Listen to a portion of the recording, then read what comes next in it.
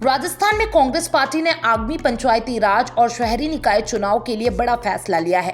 अब party 50% ticket 50 साल से कम उम्र के युवाओं को देने जा रही है। इस फैसले का उद्देश्य युवा नेतृत्व को बढ़ावा देना और संगठन में नई ऊर्जा का संचार करना है।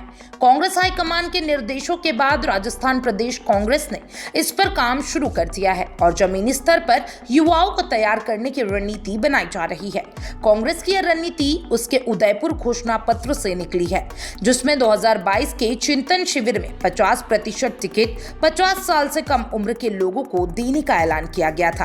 अब राजस्थान में इस घोषणा को लागू किया जा रहा है।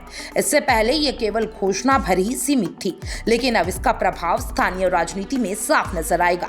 इस बार उम्मीदवार तय करने की प्रक्रिया में भी बदलाव किया गया है। अब टिकट वितरण में केवल प्रदेश स्तर के नेताओं की राय से निर्णय नहीं लिया जाएगा, बल्कि जिलाध्यक्ष, ब्लॉक अध्यक्ष और मंडल अध्यक्षों की राय को भी अहमियत दी जाएगी।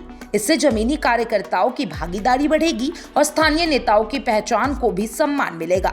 शहरी निकाय चुनाव में पार्षद, नगरपालिका अध्यक्ष, नगर परिषद सभापति और मेयर के पदों के लिए चुनाव होते हैं। वहीं पंचायती राज संस्थाओं में जिला प्रमुख, जिला परिषद सदस्य, पंचायती समिति सदस्य, प्रधान, सरपंच और वार्ड पंच चुने जाते हैं। सरपंच और वार्ड पंच को छोड़कर बाकी सभी पदों पर राजनीतिक दल अपने सिंबल पर चुनाव लड़ते हैं। ऐसे में युवाओं को टिकट देने का असर सीधा इन पदों पर दिखाई देगा। प्रदेश कांग्रेस अध्यक्ष गोविंद सिंह डोटासरा ने कहा कि हम इस बार से शहरी निकाय और पंचायती राज चुनाव में 50% टिकट 50 साल से कम उम्र के युवाओं को देंगे।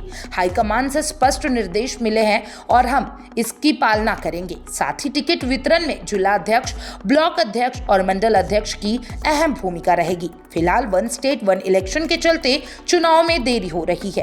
करीब 7000 पंचायतों का कार्यकाल पूरा हो चुका है और अब वहां प्रशासक नियुक्त किए जा चुके हैं। शहरी निकायों में भी प्रशासक कार्यभार संभाल रहे हैं। राज्य सरकार ने सभी चुनाव एक साथ करने का फैसला लिया है। संभावना है कि निकाय चुनाव साल के अंत तक होंगे, जबकि पंचायती चुनाव अगले साल तक आयोजित हो सकते हैं। हालांकि इस देरी को लेकर हाईकोर्ट में याचिका भी लंबित है।